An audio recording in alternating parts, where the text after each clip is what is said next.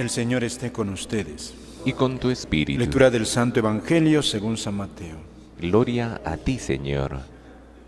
Y en aquel tiempo dijo Jesús a sus discípulos: Cuidad de no practicar vuestra justicia delante de los hombres para ser vistos por ellos. De lo contrario, no tendréis recompensa de vuestro Padre Celestial. Por tanto, cuando hagas limosna, no vayas tocando la trompeta por delante como hacen los hipócritas en las sinagogas y por las calles con el fin de ser honrados por los hombres. Os aseguro que ya han recibido su paga. Tú, en cambio, cuando hagas limosna, que no sepa tu mano izquierda lo que hace tu derecha. Así tu limosna quedará en secreto y tu Padre que ve en lo secreto te lo pagará. Cuando recéis, no seáis como los hipócritas, a quienes les gusta rezar de pie en las sinagogas y en las esquinas de las plazas para que los vea la gente. Os aseguro que ya han recibido su paga. Tú, cuando vayas a rezar, entra en tu aposento, cierra la puerta y reza a tu Padre que está en lo escondido, y tu Padre que ve en lo escondido te lo pagará. Cuando ayunéis, no andéis cabizbajos como los hipócritas que desfiguran su cara para hacer ver a la gente que ayunan. Os aseguro que ya han recibido su paga. Tú, en cambio, cuando ayunes, perfúmate la cabeza y lávate la cara, para que tu ayuno lo note no la gente, sino tu Padre que está en lo escondido, y tu Padre que ve en lo escondido te recompensará. Palabra del Señor. Gloria a ti, Señor Jesús. Pueden tomar asiento. Amados hermanos, en nuestro Señor Jesucristo y María Santísima, nuestra Madre, dice el Salmo 30 que hemos escuchado: Sed fuertes y valientes de corazón los que esperáis en el Señor. Una exhortación de la Sagrada Escritura. El que espere en el Señor va a necesitar fortaleza, va a necesitar mucho valor. Porque muchas veces, queridos hermanos, muchos decaen en la vida cristiana. Conozco personas en sus vidas que necesitan mucha fortaleza. ¿Cuántos hay que están postrados en la cama, quizá ya sin ninguna esperanza de vida? Conozco algunos. A otros que tienen problemas económicos que les desbordan y tienen prácticamente que pagar una deuda el resto de su vida.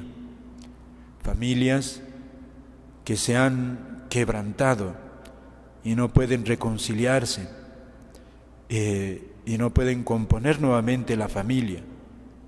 Algunos esposos que saben ya les toca nada más morir y ya no esperan al cónyuge porque se ha ido de su lado. Son dramas que vemos cotidianamente. Esta es la realidad. Y muchas veces cuando uno atraviesa esas pruebas puede tener la tentación de decir: Dios no existe. Dios no existe. Dios no se interesa por mí. Ciertamente, por eso ahí está esta exhortación de la Sagrada Escritura: sed fuertes y valientes de corazón los que esperáis en el Señor. El cristiano va a necesitar mucha fortaleza. ¿Cómo conseguir esa fortaleza, queridos hermanos? Cuando vemos decaer a algunos en la fe, no nos toca juzgarlos, ciertamente, pero lo que nos toca a nosotros es orar. Y por otra parte, también nos toca a nosotros prepararnos, porque las pruebas van a venirnos, a todos, tarde o temprano van a venirnos. ¿Por qué ocurre esto, queridos hermanos? ¿Por qué? Hay que leer la Sagrada Escritura. Hemos leído esa página del profeta Elías y el profeta Eliseo. Elías termina su vida de una manera dramática. No ha vencido, no ha triunfado su causa y fallece este hombre. Dios se lo lleva, dice la Sagrada Escritura. ¿Cuánto ha sufrido este hombre de Dios? Por eso, a veces podemos sentir que Dios no es Padre, sino un patrón, un juez que ha puesto normas y a veces algunos más listos se salvan, se aprovechan y cuánto sufrimiento. Por eso la Sagrada Escritura también tiene una sentencia de una gran sabiduría. Dice, el justo vive por la fe. El justo vive por la fe. El justo es el cristiano, el hombre que ha sido bautizado. Fíjate, es una exhortación muy importante para nosotros. Dice, vive de fe. No vive de triunfo en triunfo, no vive de éxito en éxito, no vive en la comodidad, no vive de que todo le va bien, no le pasa ningún mal. No, vive de fe. Y ojo, vive de fe, y la fe, por eso es preciosa esta sentencia en su brevedad, no es una emoción, no es una emoción. La fe no es algo que está en las emociones, en los sentimientos. La fe es hacer visible lo invisible. Es lo que dice de Abraham, es lo que se dice de tantos santos. Abraham, de otra manera se dice, esperó contra toda esperanza. Donde no había esperanza, él puso esperanza. Fíjate, esta frase es preciosa para entender los dramas que Dios puede permitir en la vida. Cuando una persona está pasando un drama o cuando no lo está pasando, hay que prepararse porque va a venir dramas. ¿Y dónde aferrarse firmemente? En esta roca de la fe. El cristiano tiene ese trabajo toda su vida. Ha de trabajar para hacer visible al Padre invisible. Solo así lo va a entender. Lo va a hacer visible en la fe. Fíjate, por eso es un trabajo de toda la vida, entender a Dios mediante la fe. Así lo captaremos como Padre, no en otro ámbito. ¿Cuántas veces cuando la gente suele ser fiel a Dios, procura vivir como Dios manda, como un hijo de Dios, y no le va bien? Y siente uno la tentación de sacudirse el yugo, y entonces vivir como los que no tienen fe, y vivir de pecado en pecado. Por eso cuando escuchamos un discurso que Dios es un Padre que nos ama, que nos quiere, es verdad, pero no nos quiere de manera meramente sentimental, no, nos quiere a todos para llevarnos al cielo. Y entonces fíjate, cómo nutrir nuestra fe. Por eso la tarea grande del cristiano es hacerse fuerte, firme en la fe. ¿Cómo hacer a Dios invisible, visible? Esa es la gran tarea, queridos hermanos, del orante. El cristiano, ante todo, es un hombre orante, un hombre de oración. En la oración, en el diálogo diario con Dios, vamos descubriendo, experimentando que Dios es un Padre. Es necesario, por eso, orar. Orar no significa solamente hablar o pedir, no.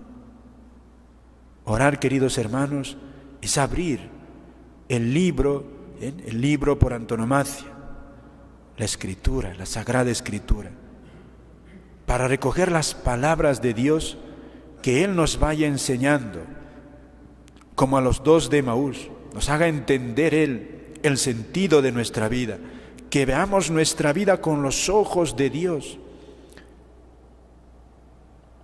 Eso es orar. Y eso requiere tiempo y fatiga, queridos hermanos. Tiempo. Porque si no, no hacemos a Dios visible.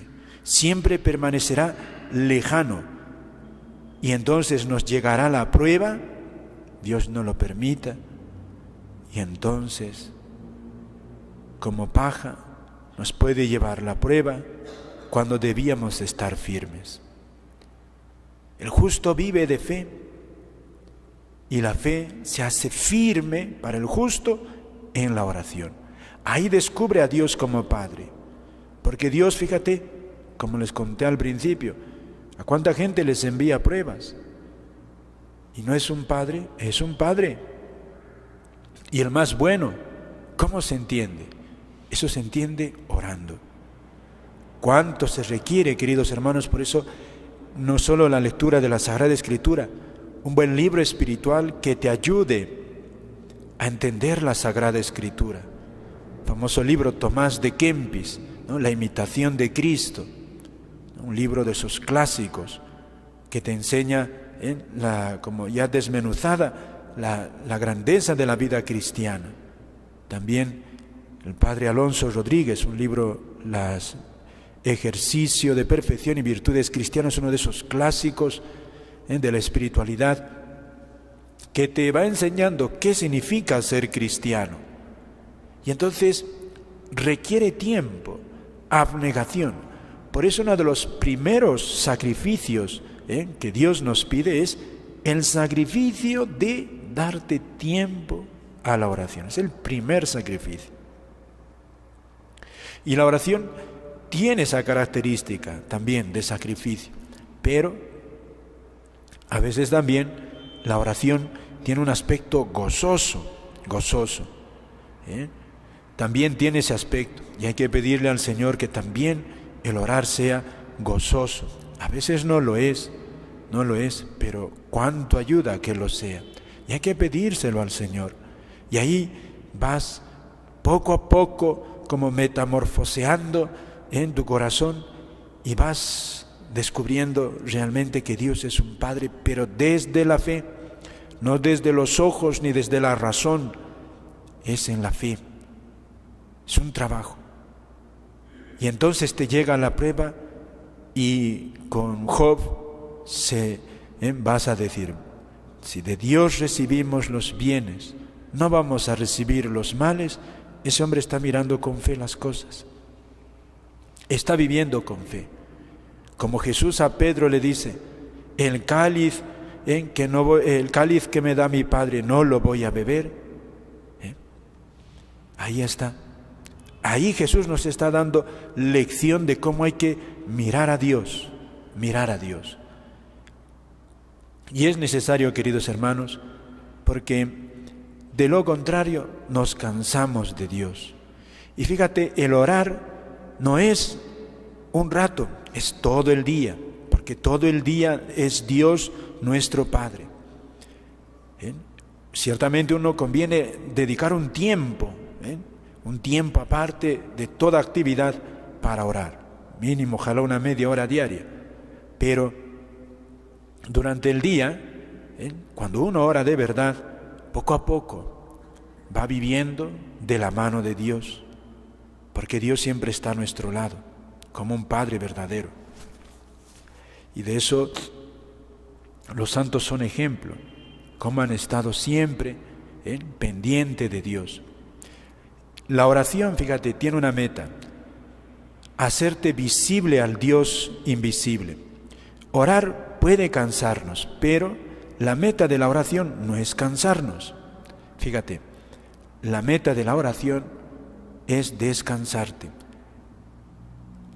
acostumbrarte a estar junto a Dios. Fíjate, Dios no puede cansar. Si Dios nos resulta aburrido, algo pasa ahí. Si Dios nos resulta extraño, algo pasa en el cristiano. El ejercicio del orar cansa, porque tienes que concentrarte, tienes que dar un tiempo, tienes que sacrificarlo, tienes que leer y hacerlo un día y otro día, y eso es un ejercicio fuerte. Eso cansa. Pero el fruto no puede cansar en sí mismo. ¿Cómo puede decir un cristiano que se aburre de Dios? No. Por eso durante el día, el vivir junto a Dios no nos puede cansar. No nos puede cansar. Cuando Dios nos cansa, algo está pasando terrible en esa persona. Hay que ayudar a discernir qué está pasando. Puede ser una crisis espiritual, una noche oscura, pero ordinariamente Dios no nos debe cansar. El vivir junto a Él no nos puede cansar. Pidámosle, queridos hermanos, hoy en este mes, al corazón de Cristo. Al corazón de Cristo, al corazón de Jesús. Pidámosle ver a Dios a través de su corazón. Es lo que Él pide. A Dios lo podemos mirar solamente a través de esa ventana. En ti confío, en ti confío. Eso es Dios para nosotros, pura confianza. De Él solo podemos esperar bondad.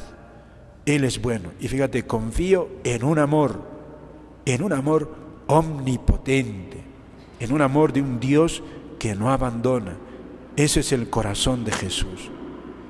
Por eso la suma de la espiritualidad es esta, es el amor. Descubrir a este Dios amor.